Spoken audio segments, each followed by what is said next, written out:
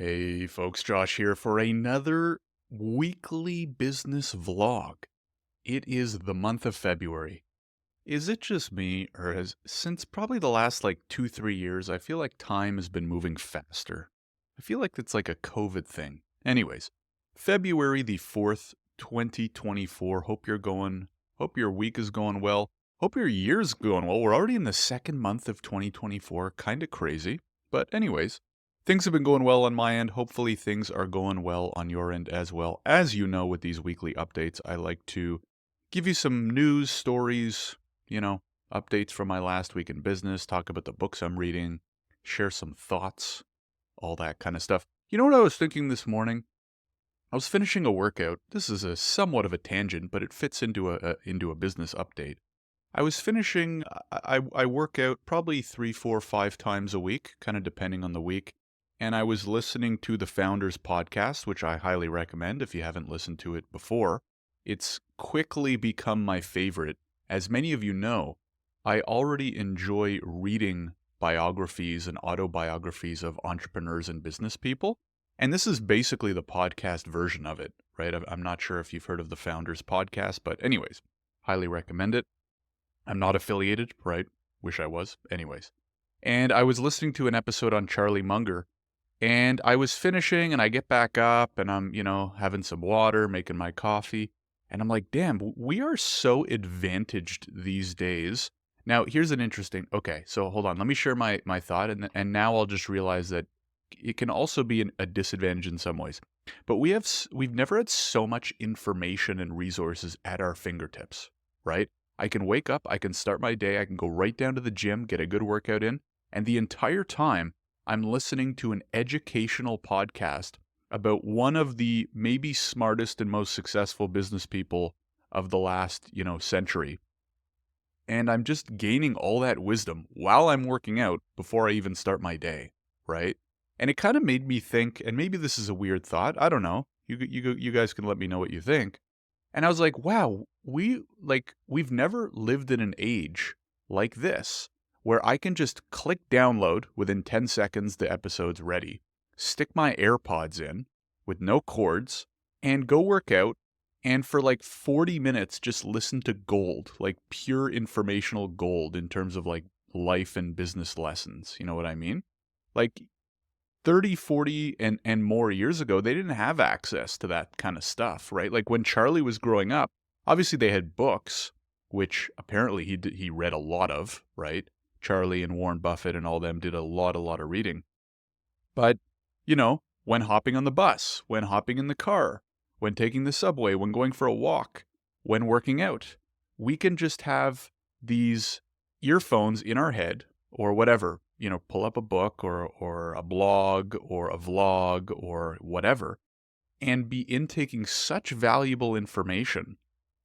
And I wonder how that affects things like success rates, right? Like, for example, maybe it's become more competitive because there's more people and there's more businesses, but are more business owners more successful because we have access to more and better information? I don't know. Now, the flip side is there's so much information that focusing and attention spans have probably become more important than ever, right?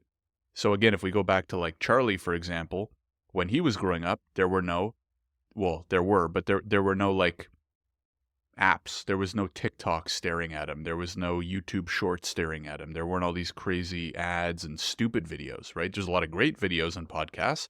There's a lot of stupid videos and podcasts.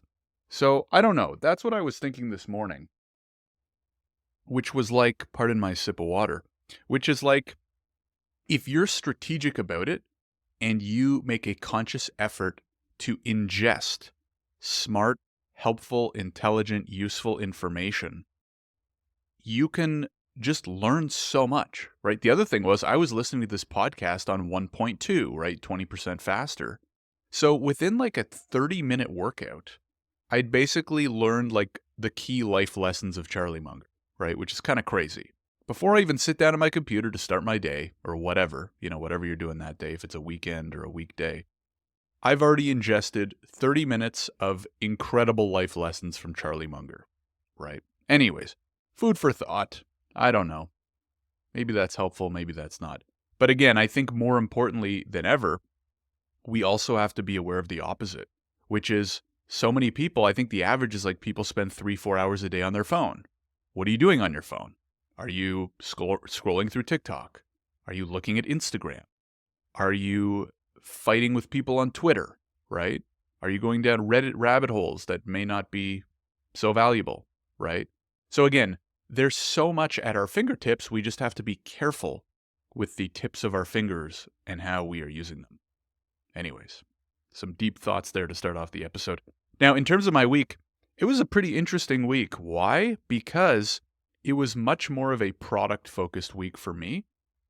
It's kind of like, you know how everything always happens in batches? Well, this week, all of our product stuff is coming to I don't want to say close. Two big features are coming to a head at the same time, which is, of course, how it happens, right? We have two engineers at Visto building, different features for our immigration software, which is great because we're launching new features faster than ever. And of course, we have each of them is working on a pretty great new feature that I'm very excited about. So I think the month of February will be big for us. The problem is, there's like, the interesting thing about building tech, especially when it's something niche and relies on a domain expert. So for example, we do immigration tech, which means you kind of need an immigration expert to work in tandem with our tech workers, right? Our tech workers are not immigration lawyers. I'm the immigration lawyer. So it's a fun team exercise where you have your software developers and engineers building the tech, and you have your immigration lawyer, in our case, kind of ideating and helping design and helping think about how it should work from the user perspective, and then the software developers go off and build it, right? Which means there's a little bit of back and forth, right? I help in the initial stages with the design, then they go build some stuff, then they come back and we review and we test, then they go back, blah, blah, blah, right? Now, the interesting thing about this week is that two big features are coming to a head kind of at the same time, which is not a bad thing, but it means I have to spend a lot more time on product than I normally do, which I don't mind because I really enjoy working on product, right? One thing I'll say is if you're thinking about starting a tech company, or maybe you already have one, is you better be ready to wear a lot of hats. In my case, I certainly do, right? The way we've kind of designed this, and this is going to differ depending on tech company and depending on how many co-founders and what the specialties of your co-founders are.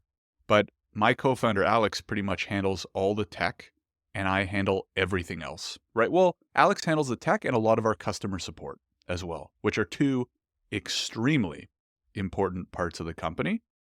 And then I handle everything else, which tends to be a couple big things and a couple little things, right? Sales is obviously very important. Training, onboarding, customer, initial customer success, I handle as well, very important. And then things like finance, bookkeeping, accounting, all those little things are typically what I handle as well.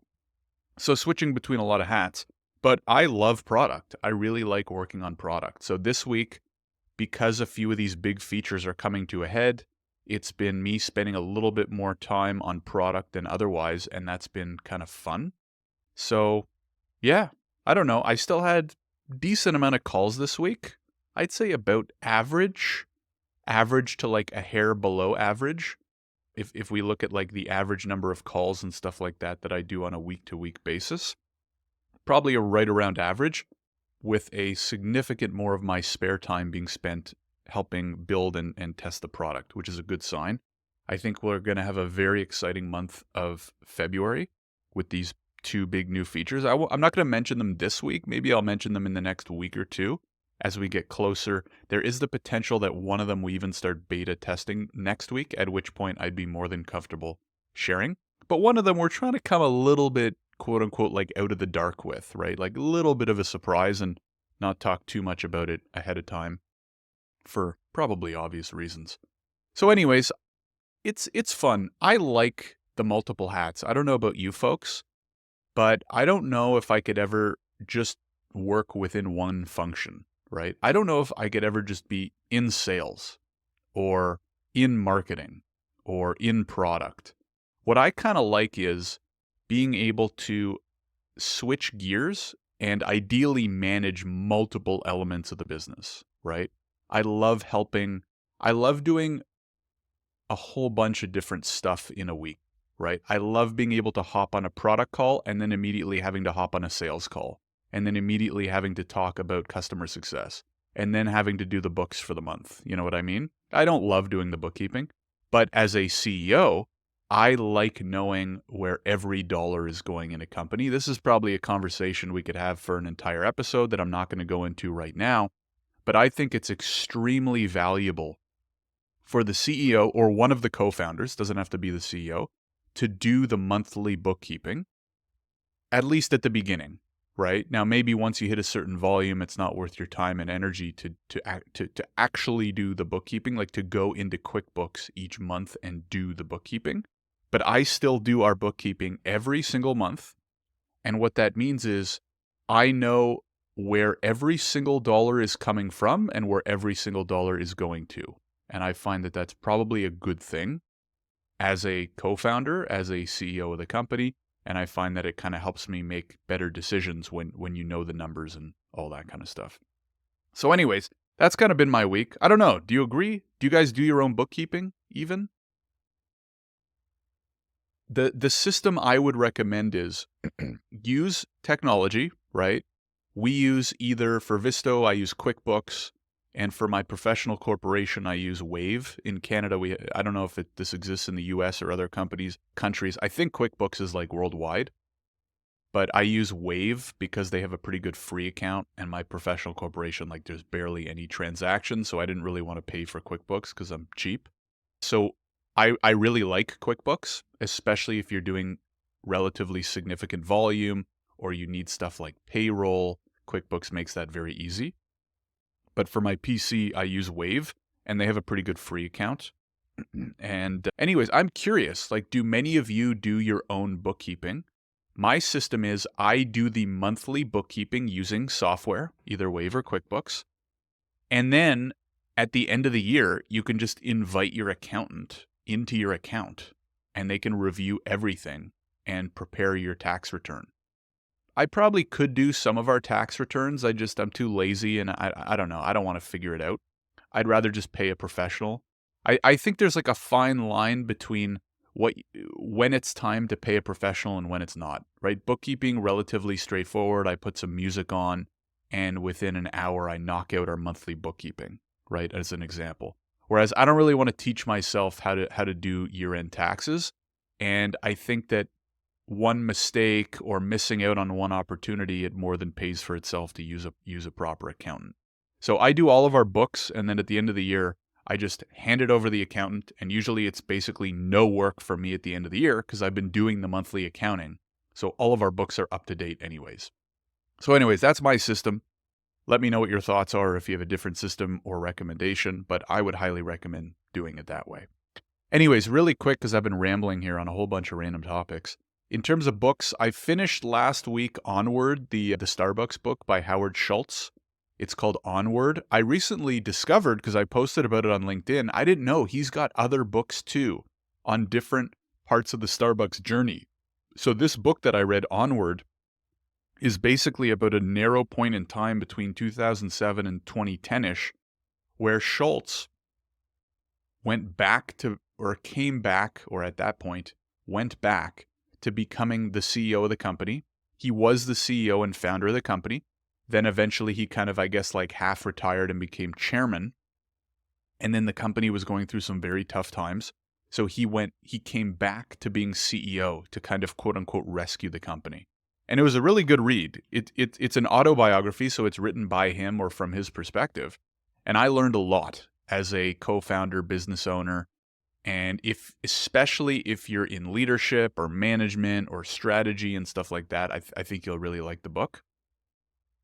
And I recently started reading the autobiography. So I finished that book. I would highly recommend it. I think it was very good, especially if I don't have like a personal interest in Starbucks. I think it's cool company. Like I like their coffee. I don't love Starbucks. I'm not a coffee nut either way. I love coffee. It just all tastes the same to me. But anyways, I would recommend. I think it's a recommended read.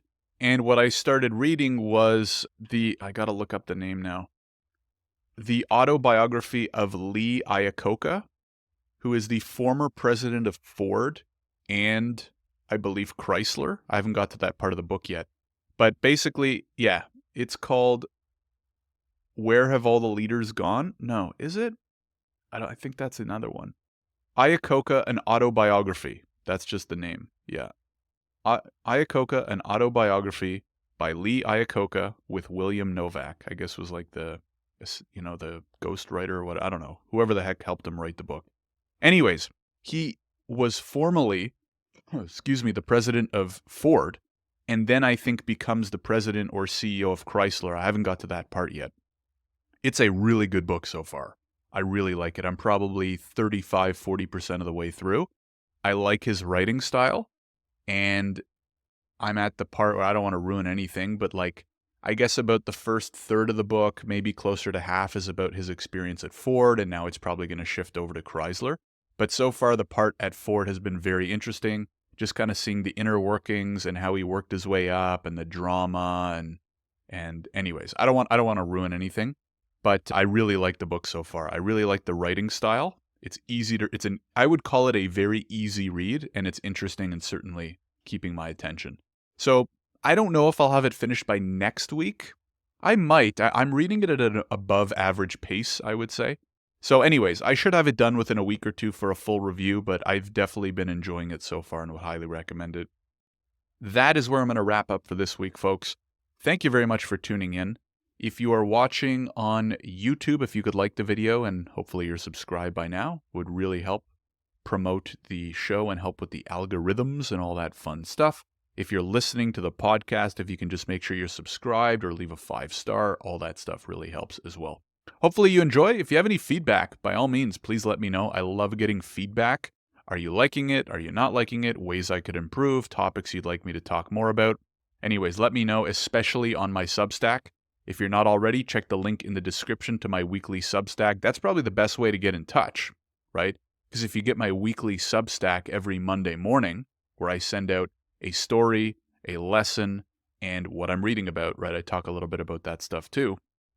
But I share what I like to think is a fun story, a key lesson, and the books I'm reading and all that kind of stuff as well. So make sure you're on the Substack. Link will be in the description. Thank you very much again for watching, listening, whatever the heck you're doing. Hope you have a great rest of your day. Hope you have a great week ahead. And I will see you in the next one. Take care, everybody. Have a good one.